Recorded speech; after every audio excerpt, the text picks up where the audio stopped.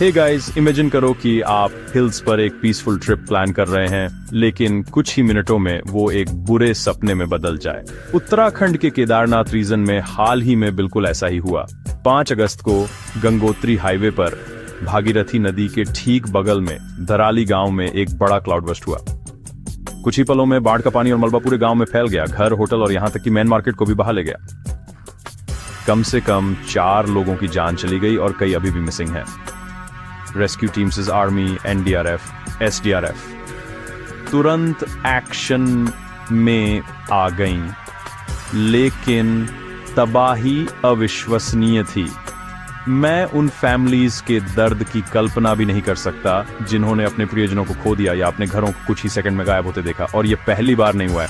बस कुछ हफ्ते पहले जून में यमुनोत्री हाईवे के पास सिलाई एरिया में एक और क्लाउड बर्स्ट हुआ था, जिससे लैंडस्लाइड हुए, जिसने वर्कर्स के कैंप को बहा दिया। फिर से जानमाल का नुकसान हुआ, लोग मिसिंग हो गए। इन डिजास्टर्स ने टूरिज्म को बहुत नुकसान पहुंचाया है। होटल चले गए, मार्केट तबाह हो गए और फेमस 4 धाम यात्रा को रोकना पड़ा। इस सीजन में एक बार नहीं बल्कि कई बार। मेट्रोलॉजिकल डिपार्टमेंट ने असल में भारी बारिश के लिए रेड अलर्ट दिया था, लेकिन नेचर तेजी से और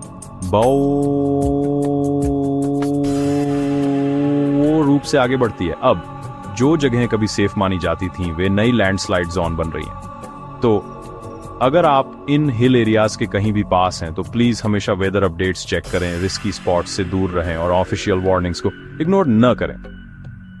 आइए, अफेक्टेड फैमिलीज के लिए जल्दी रिकवरी और सभी के लिए इन डेंजर्स के बारे में और अवेयरनेस की उम्मीद करें। सेफ रहें, अपना ख्याल रखें और मैं आपको अगली अपडेट में मिलूंगा।